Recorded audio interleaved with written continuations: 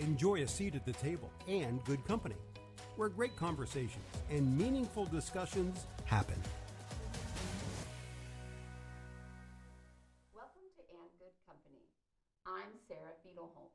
We all know a great dinner party isn't really about the food. It's about the people seated around the table engaging in lively discussions. And Good Company gives you a seat at the table to enjoy smart and interesting conversations as they happen. I am pleased to be in the company of Tamyra Kelly, who is the Public Information Officer at East Allen County Schools. Welcome. Thank you. Thank you for having me. So when I was sort of thinking about you and having you on, you really signify to me somebody who is not defined by their job or their main, source of income.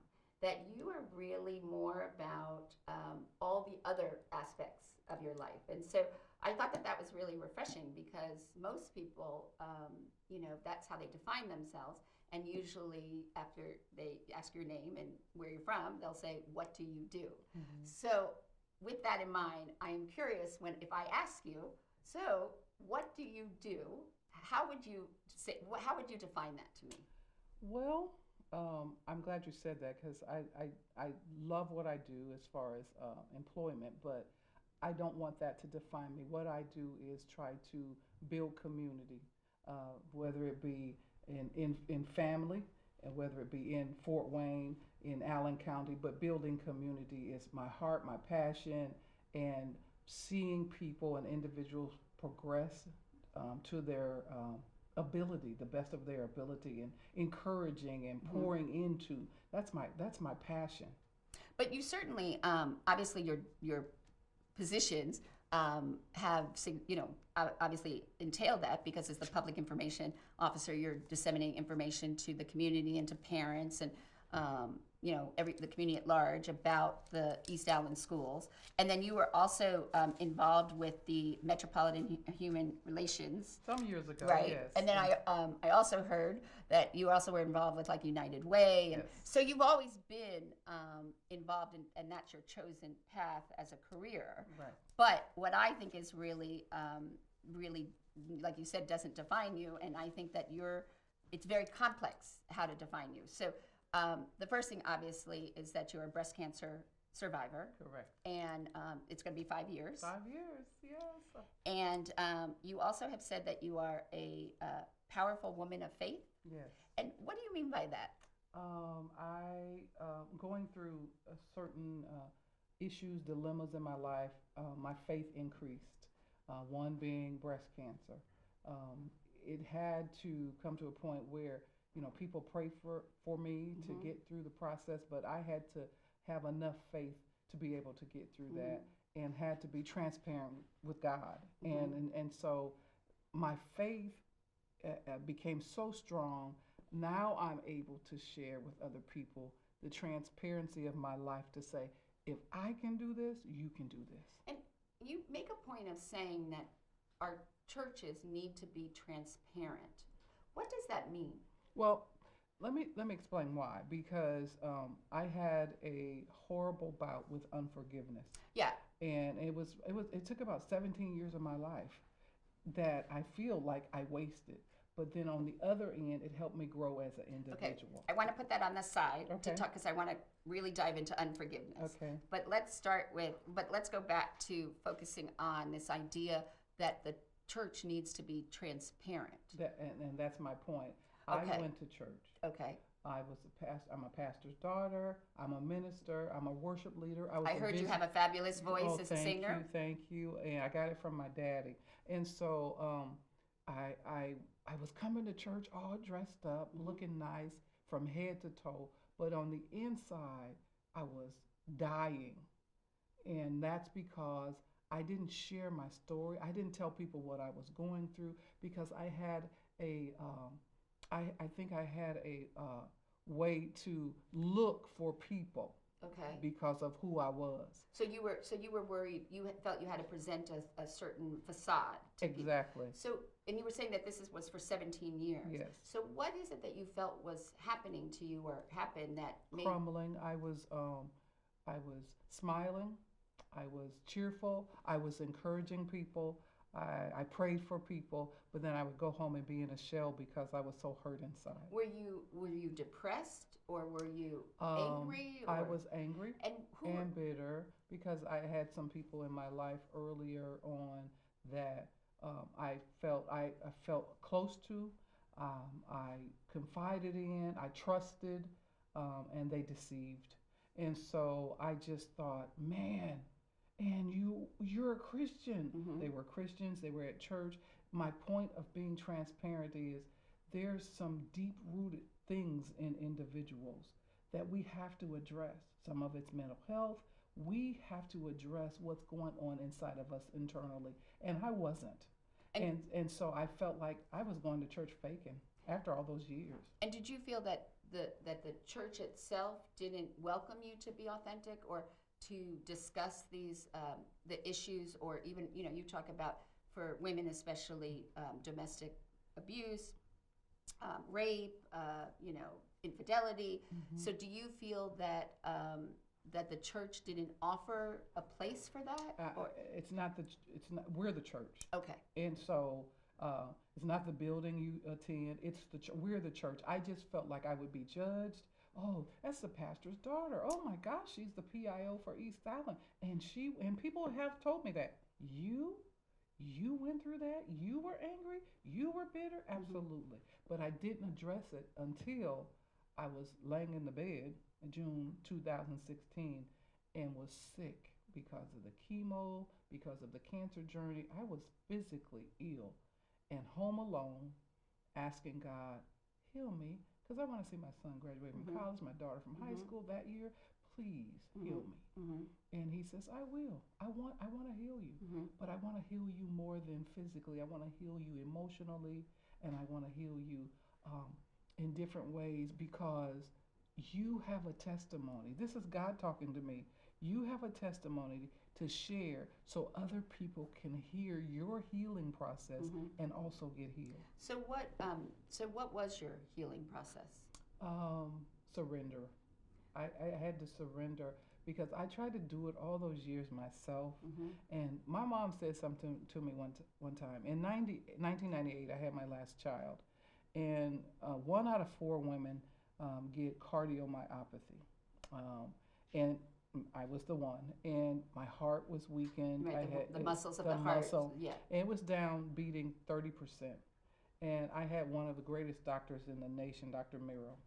And he put me on medication after medication. I was on 13 pills a day. And one day he called me in and he says, I want to talk to you. And I said, what's going on? And he said, I'm one of the best doctors, cardiologists in the nation. And I've done a lot of research. The medication I have you on is not working, but it should be. You should be way better than you are. Have you checked your spiritual heart? That was like a bombshell. So I kind of glared at him, tears in my eyes. He says, go home and think about it. And I started driving home and I thought, who does he think he is? He doesn't know me. Right, especially you're a pastor's daughter. You go to church every Sunday. You're checking in with God. Right. I had too much pride to even listen. And so I go home. I start crying. I look in the mirror and I was like, yeah, he's right. But, and my mom, bless her heart, she's a straightforward mom. She said, I told her what the doctor said. She says, well, have you forgiven? And I said, yeah, why? Can you pray for them? Can you pray for those people who hurt you? They don't need my prayers. She goes, haven't forgiven. So she walks away.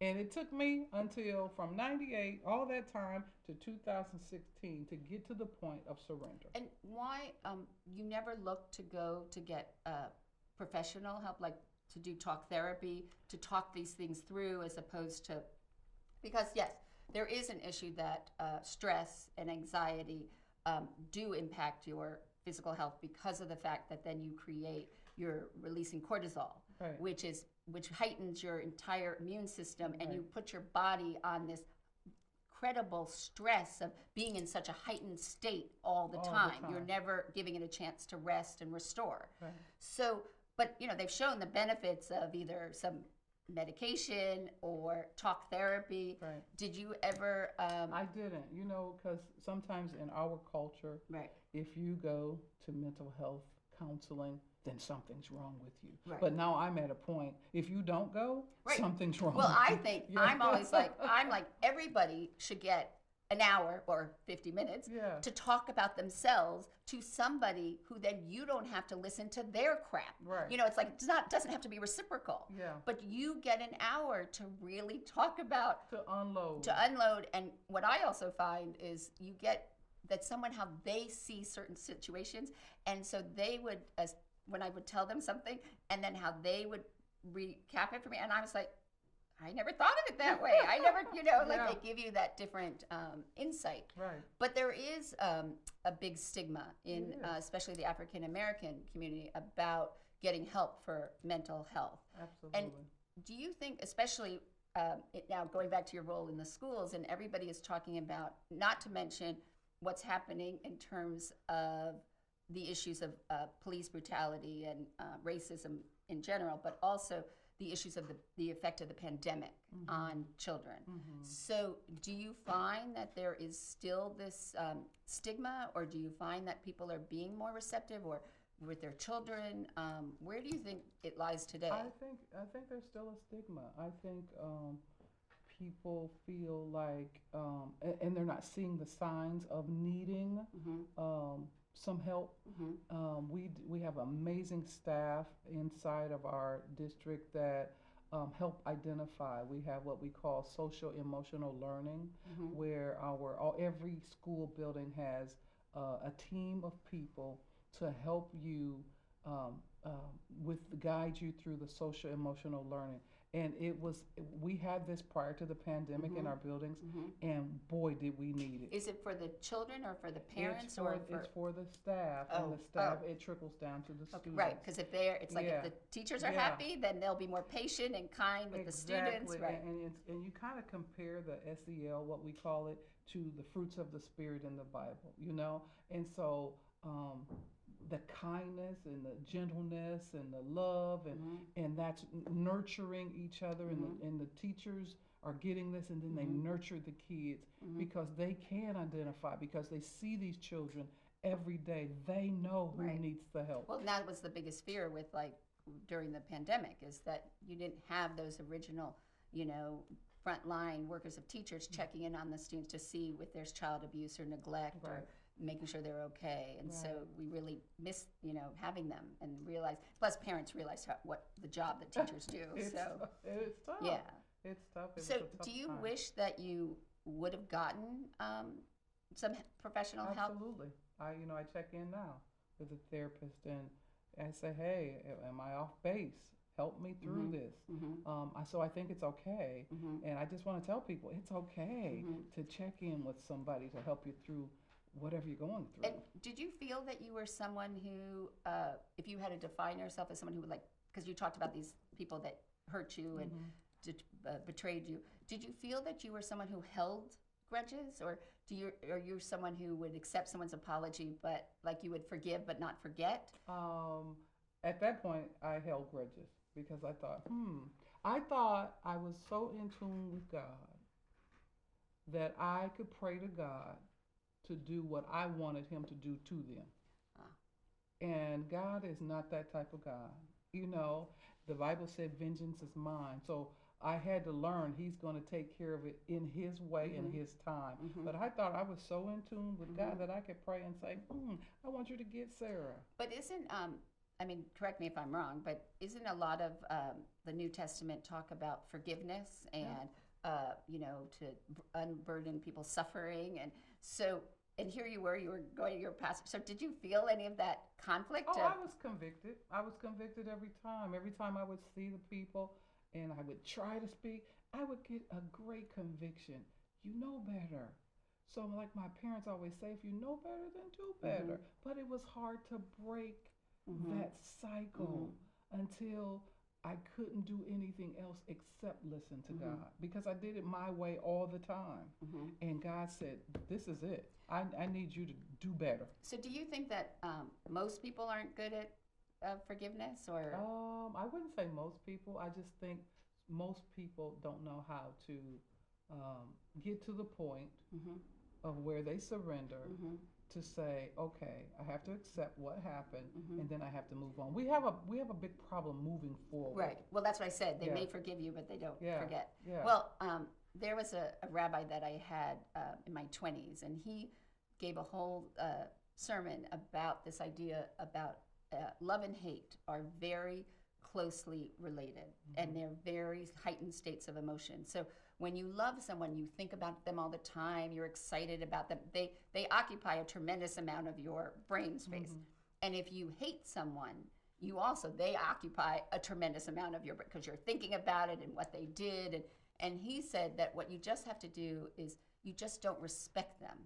And if you don't respect someone, then they're not even on your radar. They don't even register. You don't have any emotion or feelings for them. And so that's really how I live, is that I just don't, if I don't respect them, and then I just don't care. Yeah. So that I'm not building up this emotional energy and wasting it, and then, trying to get, because most people, even if they say they're sorry, then you're like, well, do they really mean it? And have they, So, but God said, love them. You still have to love them. well, I'm not saying that I don't love. I mean, I Right. don't. It's not saying that I wouldn't be nice to them, or But you just I don't don't wish them respect. ill will, because I just don't respect them. They're just not in my purview, your and space. I just don't engage. So I'm wondering, because when you talk about, because I know this unforgiveness and forgiving and letting go is very much, because you talk about this idea of live free. Mm-hmm. It's very important to you. So I was just wondering what you thought of that approach of just saying, you know what, I'm not going to let them occupy my space. they're not worth it, because I don't Yeah. value what they value. I just don't see what they see. And That's right. And forgiveness wasn't for them. It was for me. I needed that. Right. I needed that for me, because I think sometimes you block your own blessings and your own journey and your own leaps forward because you're so stuck that you can't move. right. And so when you release that stuff, it feels like you could just like fly away, and think, and then you think back. I think back, man, did I waste my time? Did I waste all these years on things that didn't even matter? And those people have gone on with their lives, and That's the other I'm thing. still- they moved on, and I'm still stuck. Right, because they haven't given any thought to it, and you're still right. It's like when you break up with somebody, and they're moved on, and you're still rehashing everything you did, But you also talk about that. You spend a lot of time, especially with the live free idea, teaching women about forgiveness. And so, with women, what is it? This element that they need to learn to forgive themselves. I have a conference every year. Of course, I didn't have it last year. Are you going to have it this year? This year, it's May 21st, 22nd, Friday at 6 p.m. and then Saturday morning. And we have a tremendous speaker coming in. She did our last one. Her name is Pastor Silverina Funderburg. She's amazing. But we have women coming on Friday and Saturday giving their testimonials. And the reason we do it that way, because we want to show other women, sometimes women, we wear so many hats, we do so many things, we get hurt, we get knocked down, we get up, we keep moving, but we didn't address what happened to us in all those times, and we are weighted down with stuff. And so these women that are coming this year are just talking about their journey and how to get through it. It's called Get Your Tile Back. Right. I need help. Right. And I think it's important for us to say, I need help. I don't care what church you're in. I don't care what you do for employment. We need help. And what better avenue is to come together to hear women talk about their journey? That's going to help somebody. When we had it last year, I had a 11-year-old who got up, who had been bullied. She was a little chubby, on the chubby side, and she read her testimonial, not a dry eye in the house, but she realized who she was in God. And man, you should see her now. She's 13, and she remembers that conference because she heard people testifying that what they've gone through, they got through it with the grace of God. And now she's like so confident, and she's so smart, and she wants to go to Harvard. And I said, Tell her not to go to Harvard as an undergrad. It's not the place for an undergrad. Graduate school, yes, not an undergrad. No, not Harvard. And I said, well, you're African American. What if you're not accepted there? She goes, I'm going to prove to them I'm supposed to be there. See, so that's the confidence right, she has now because she heard other women. So is this conference mainly for African American? No, it's for everybody. It's no, for anyone. Is it faith based? Is it that there's a element of faith and prayer, and so there is a religious. It is. It's at church. We have worship. We have testimonials, and it's God based. Okay. Yeah. And let's talk about the take back your towel idea. What is that? What's your philosophy there? Because so many times you go through so many things, and when I was going through the breast cancer, I just almost threw in my towel. Forget it. I can't. I don't want to do this anymore. I just gave up. And it's time for us to get our towel back because we've thrown it in several times. It's still there. You're still moving on, and you just need to get it back and say, okay, I gotta let this stuff go. That's my whole prayer is people realize whatever has them bound, you gotta let it go and live free. Right. But what is it for women? You talked about this idea that you were afraid you were the pastor's daughter and, based on your positions and in the community, that how people perceived you. What is it with women, this overarching fear of what other people think of them or how they're seen? What is that? And you feel so, because they see you one way and they have a perception of you. And people looked at me at that time, man, she's strong, she's confident. And I was. Right. Strong, confident. And when you look at a person and you never dream that they go through some of the things they go through. And people have told me, I've seen them in the grocery store. I was on your website. I never knew you went through it. You never showed it. All you showed was grace. When I went through my journey, my superintendent then at that time, I told the team, I've gone through the journey. I'm done with chemo. I'm done with radiation. I thanked them all for stepping up when I couldn't. And my superintendent at that time said, I want to thank you because you did this with grace. But people didn't realize the torment I had inside of me before I surrendered. Never would have known it. And so I think going back to your question, we have a fear of being judged. Right. Now I'm at a point, I don't care what you think about me. Okay, so so here's my other one. So why are we worried about being judged by people who we don't know and they're not anybody who we value, like we don't have respect for them? But why is it that women put such focus on this and sort of living, and I think it's all imaginary because my other theory is that if everybody is worrying about what everyone else is thinking about them, nobody is really thinking about anybody else but themselves. Mm-hmm. So I just don't. Selfish. It's a very self-centered. Yeah. And also with the whole Facebook and getting likes and work. I mean, I just don't understand it because I think that if you live your life the way you want to live it, and you're not hurting anyone, you're not breaking any rules, you're not, infringing on anyone else. What does it matter? Why does it matter? Yeah, I just think we have a perception of ourselves, and we don't want anybody to see who we really are. Because do you think it's that fear, which obviously is the basis of all therapy? Yeah. The fear that they won't be loved. The fear that they'll judge you to a point where they won't accept you, and that was my fear. Just if I went to a meeting with women and they knew my story, that I might be a little isolated because they know my story.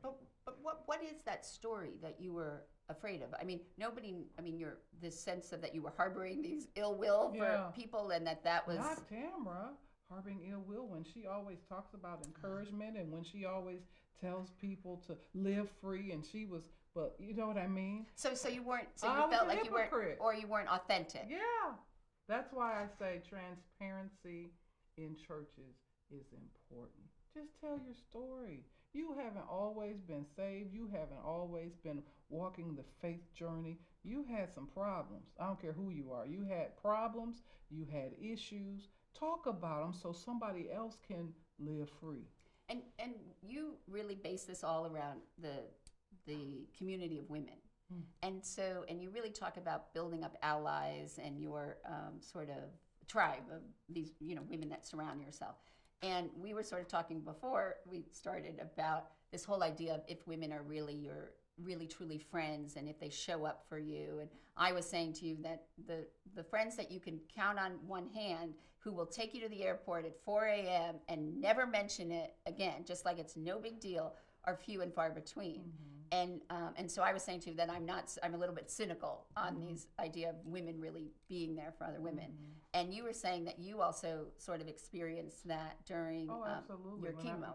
When I was going through my cancer journey, chemo, I would have women to call me and say, I'm coming over. I don't want you to do anything. I'm going to sit by your bedside. I'm going to read scriptures aloud. You can even fall asleep. I'm going to pray over you. I'm going to bring your family dinner. That's when you know who your friends are. And how many would you say? And that there were, and were there some that you thought of that would have showed up that didn't? I would say it was 5 to 6 of them outside my family because they showed up for me. Your family has to. I mean, that's a given, Well, they don't always. That's Some true. families don't That's always. true. But my family, from my husband to my children to my siblings to my parents, were always there for me. But outside of them, 5 to 6 women that I could count on. Pick up the phone now and say, hey, I need a ride to the airport at 4 o'clock, and we'll never hear it again. I never heard again that they brought me dinner.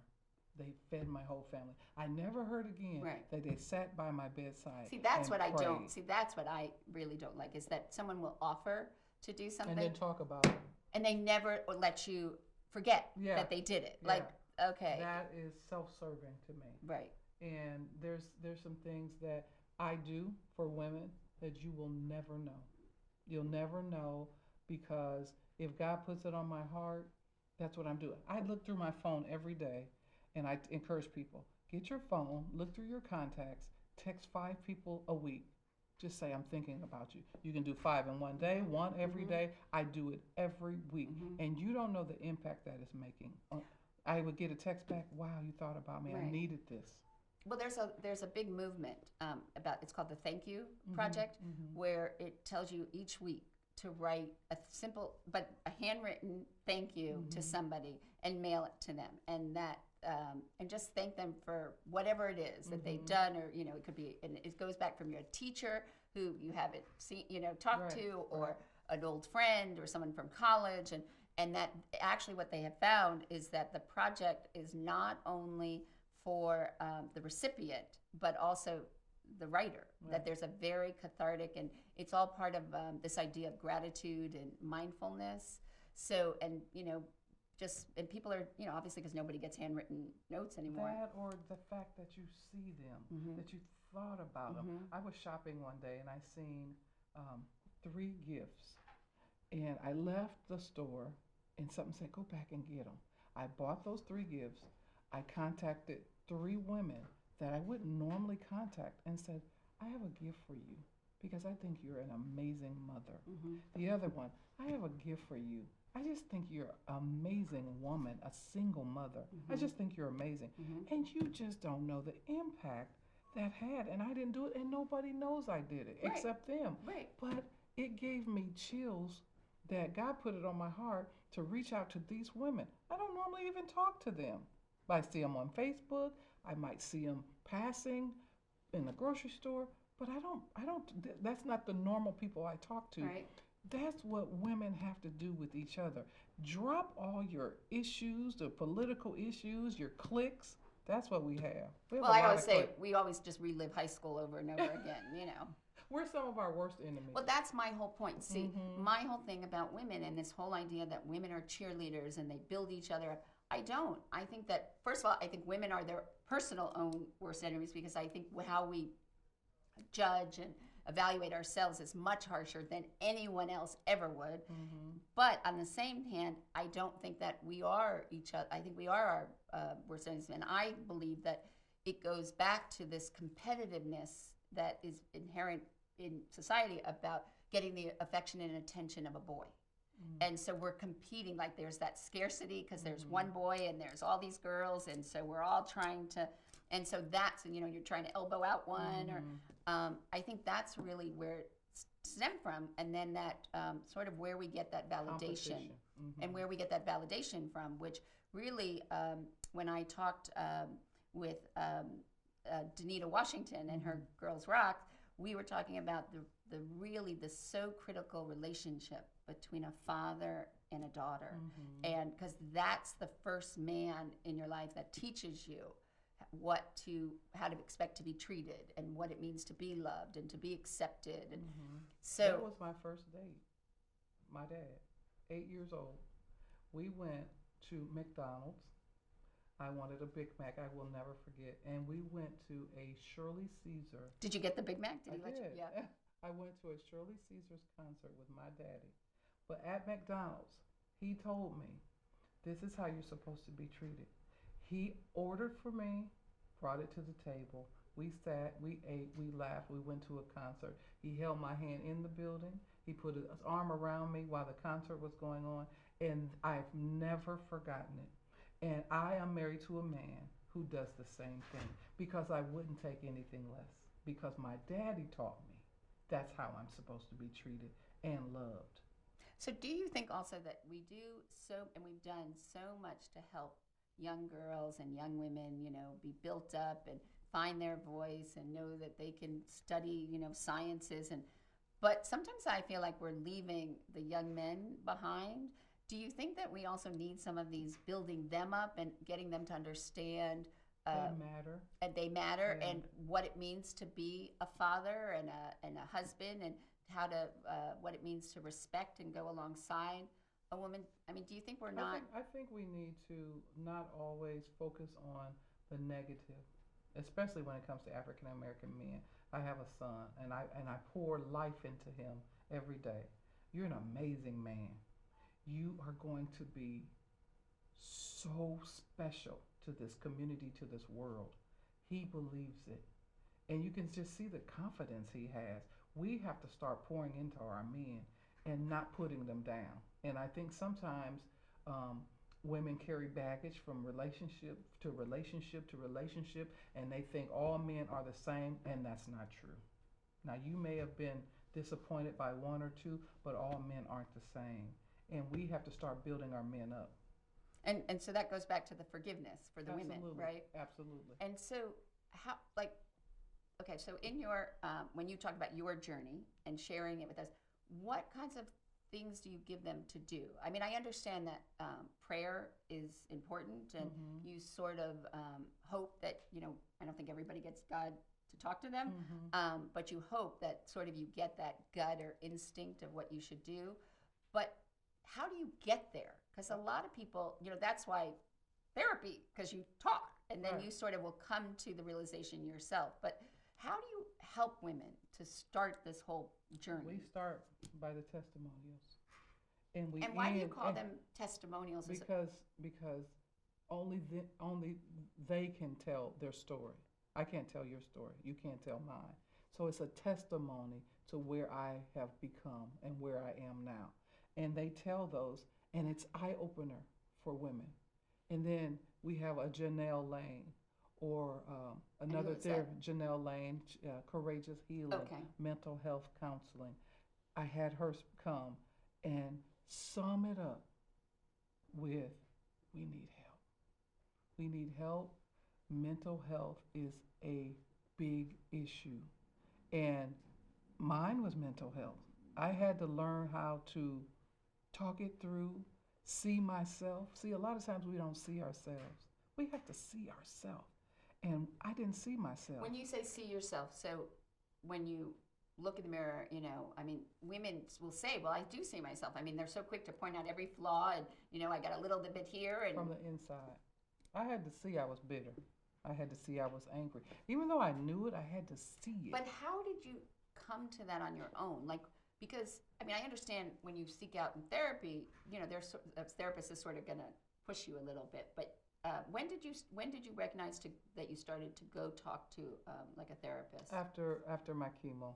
Okay. I went after I had the conversation. So it was part of, so was that part of your process, the journey of forgiveness? And so you recognize that what I'm doing for isn't working, so maybe I should try something else. I'm gonna try this. Okay. And then, okay, God, I hear you. I'm surrendering. I'm letting this go. Now, was it overnight? No, but I let it go. I didn't focus on it all the time. I didn't think about it. I might have thought about it 5 days a week, and then it went down to 3 days, and then it went down to 2 days. Now I don't think about it because I matter. I matter. They don't. And that's where I am now. I look in the mirror and I thought, oh yeah, I work out. Yeah, I'm still a little overweight. Yeah, I have a gut. But you know what? I don't care. I don't care what people think. I think I'm beautiful. I'm confident. And that's what we need to pour into each other. Quit having these societal type issues. You have to be a size 2 or a 0. No. Right. Well, the average woman is a size 12 and is 5'2". And I think they focus, and I think a lot of it comes from social media, where that is a size 12. I have a niece right now struggling because she thinks she needs to be a size 2 or 4, and where she might be a size 10. No, honey, you're beautiful just the way you are. If God wanted us to all to be a size 2, He would have did. Right. You know, so you have to be confident within yourself to know I'm beautiful, I'm smart, I'm strong, and I can do anything I want to do. And how do we do that? How do we build up young girls and women to speak life into them? Just look at them and speak life. I speak life into my niece. She's 13. I told her Sunday, I said, you're so beautiful.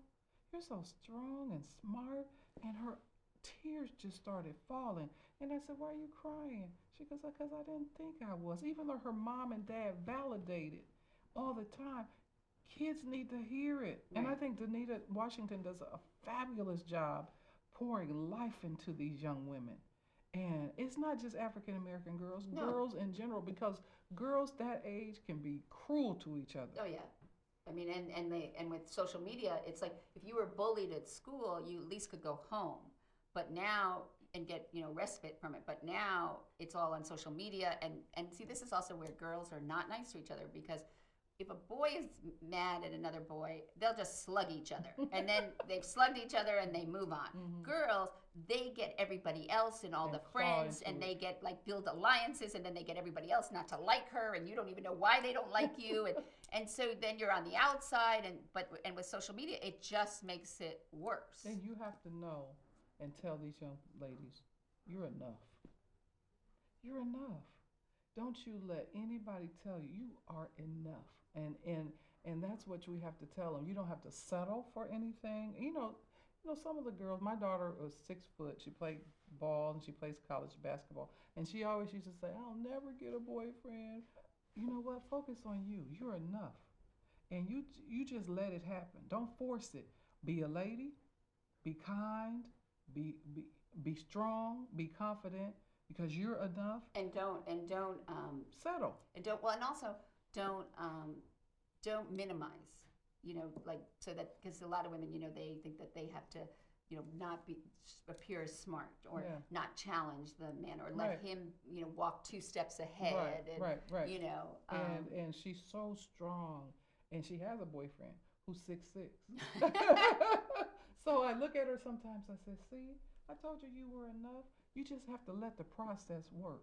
And she's strong. She's confident. He sees the strength in her, and he respects her for that.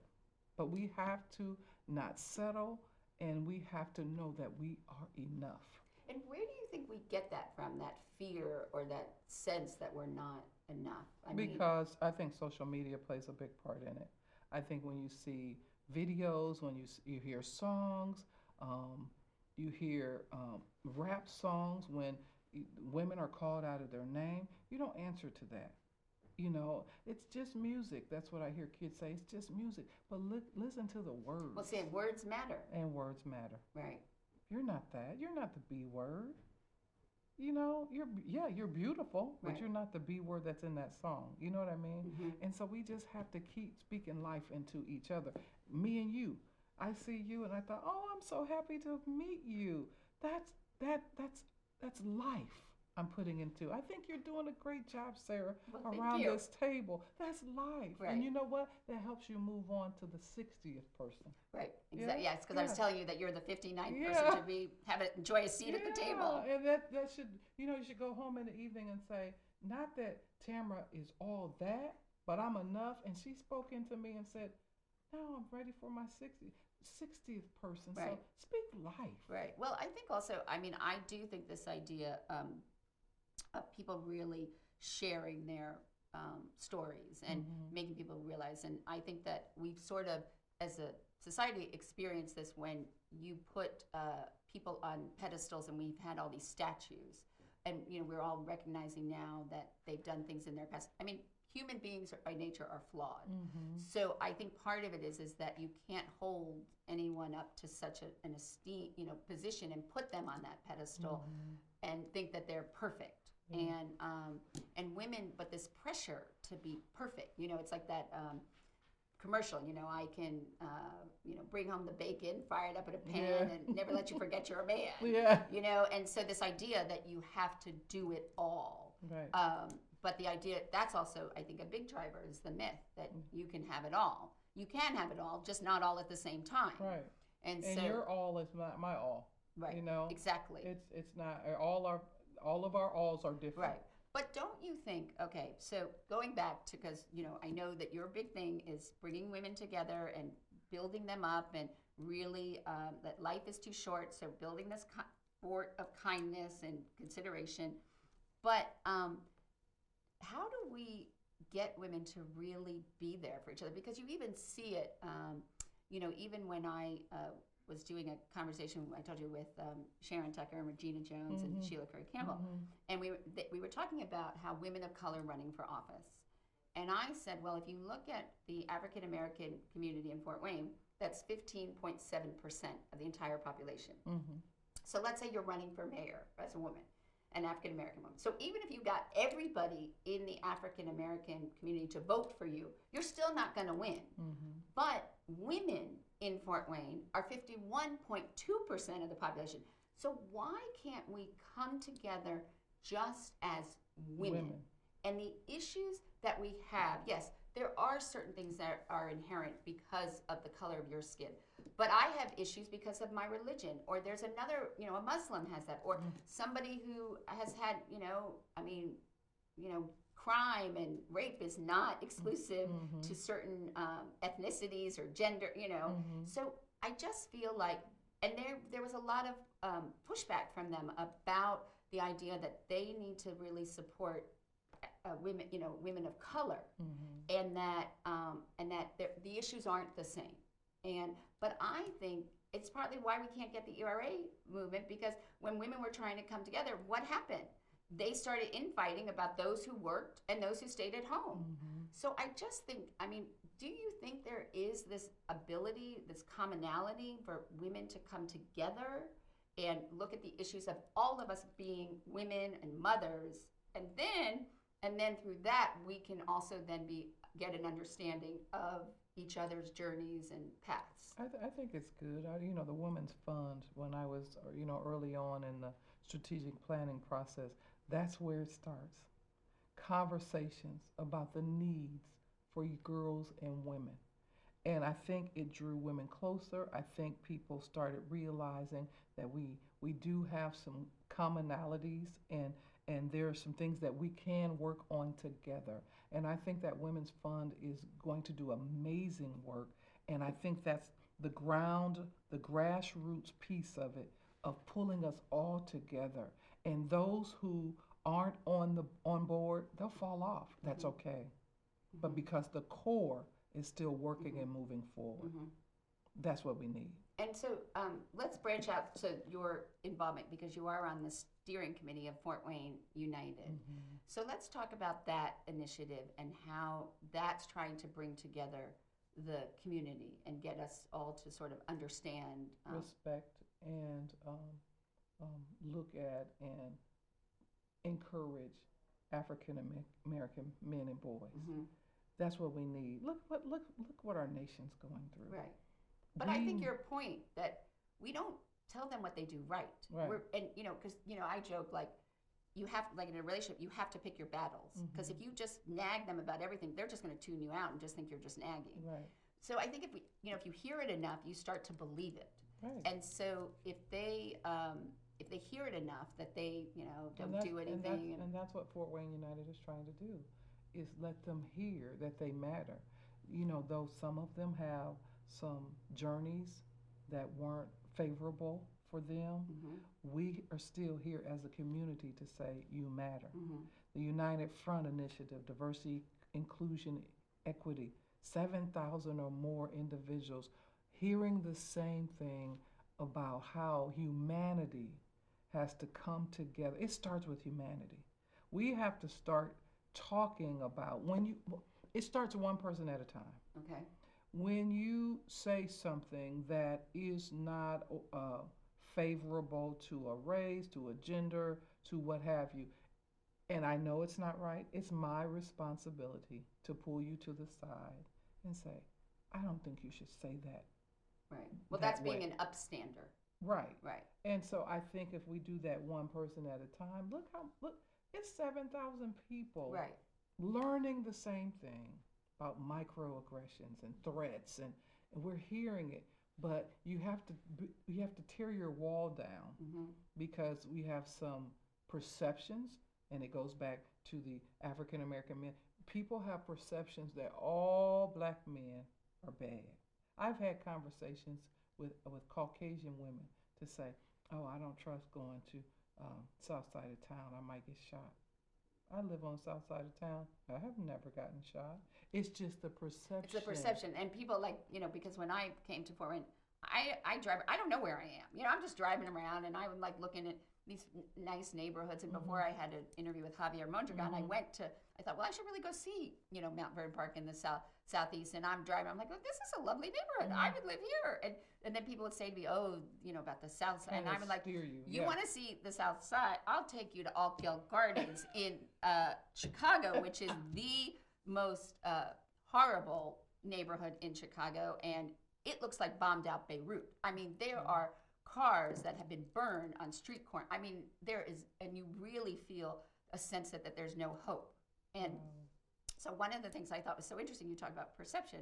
So when I was driving around Mount Vernon and I'm looking at all the houses and stuff, and there are bicycles left in the street and kids' toys everywhere. And I was just thinking to myself, no matter where you live, you can't get kids to put their toys away. And then Raina pointed out to me, she said, yes, but the bikes were still there. And I said to her, that never even entered my thought process about if the bikes wouldn't be there or not. I just was thinking it's universal. You can't get the kid to put the bike away. And that I thought was so interesting because she made a point of how most people would think about it. And it never registered to me. But some people do have the perception.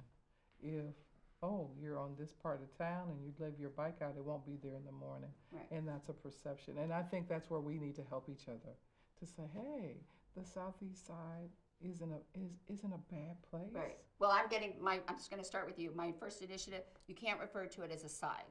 Because I feel like it's like West Side Story and we've got these opposing gangs. Okay. So there's no longer sides. So it's southeast. Southeast. Because I think we created these arbitrary marcations and you need to blur those boundaries and this whole idea of quadrant. Because see, when I'm out, I have no idea where I am. I finally have gotten the idea of what's north and south in Fort Wayne, which seems odd to me just based on, I don't know why.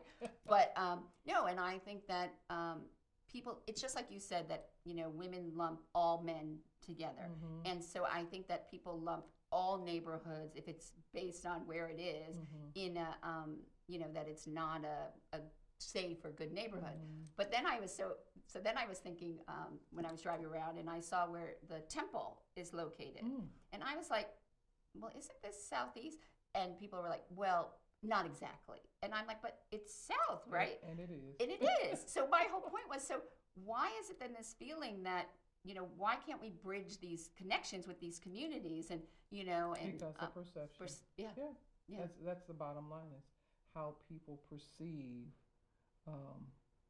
where things lie. Right. I don't think it's fair, and I think it takes one person at a time. Right, which is going to, well, it's a slow process then. Yeah, I've had discussions about it. But do you think with Fort Wayne United, do you think we're starting at the right place? Because I think that we need to start with the kids.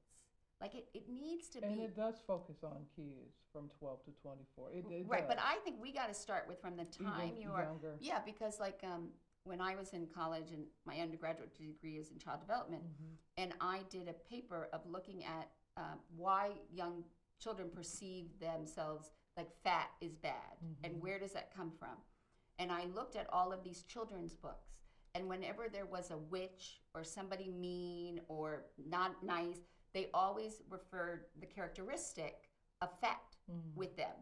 And so to me, I think like words matter, and where they start building these impressions is that young. So I think that they've got to give that vocabulary and those to kids. Because and there are organizations that's pouring into kids. You know, the Boys and Girls Club, they do an amazing job. They have an amazing staff that, and I've walked through there, how they love those kids and so that's starting there. Big brothers to big sisters, when you can match up with an adult who can pour into you. So there are great organizations, the YMCA, doing great things with kids and giving them hope. My daughter works there and just loves the fact that when kids come in after school, you know, a kid was looking depressed one day and she says, yeah, hard day, was able to help him through what he was going through. So it's out there. Maybe not, we're not telling our story good enough, but it's out there. Okay. And so on this journey, as you continue, and you said you're going to have the next conference, and I think I'm going to have to come to it. Okay. What's next? Like, where are you going to continue to build, and where do you see the need and opportunity, and, you know, where are you going to take this? I want to take this throughout the state. I've been working on how to package the conference where we could have it at different places around the state, around the nation. Hey, get your tile back conference, have different speakers come in, have therapists come in to say, hey, this started in Fort Wayne, Indiana, but we want to bring it to your community because we know all women need help. We all need help. Right. Yeah. Well, I would say go talk to the Pittsburgh Steelers because they have that whole story with their towel, and everybody brings their towels. Yeah. So you should tell them that they need to do a pink towel and support the organization. Yeah, exactly. Well, I think you're certainly not done and are just starting on your this part of your journey, and I think it's really great that you're really opened up to helping so many people. Yeah, I'm developing a workbook now. Because I think if we write it and see it, then it helps us get through it. Then we believe it. We believe it. Right. So, or we can write it, admit it, and reflect back. Throw it out, burn it, get rid of it. Yeah. On this day, I struggle with this, and this, and this is what I did about it. You know, have a resolution page. Right. Or I'm still working on it. Yeah. I'm a work in progress. Exactly, you know? And we all are. So at the end of each And Good Company show, I ask guests the same 12 questions that were popularized by French novelist Marcel Proust from a Victorian parlor game. What is your favorite word? Peace. What is your least favorite word? Hate. What turns you on creatively, spiritually, or emotionally? Connection. What turns you off creatively, spiritually, or emotionally? Evil. What sound or noise do you love? Soft music. What sound or noise do you hate? Hard rock. What profession other than your own would you like to attempt? A community builder. What profession would you not like to do? Police officer. And you're married to a retired one. What do you consider your greatest achievement? Going through the cancer journey. And surviving. And surviving. Who, living or dead, would you most like to have a conversation with? My parents. How would you like to die? In my sleep. If heaven exists, what would you like to hear God say when you arrive at the pearly gates? Well done. Well done to you. Well done. So thank you for Thank you. taking a seat at this table Thank you. and having a meaningful conversation. Thank you so much. Thank you so much. Thank you. It's opened my eyes. Oh, thank you. Thank you. And you can enjoy more of our conversations at andgoodcompany.info. And we look forward to next week when we again invite you to enjoy a seat at the table for great conversation and good company.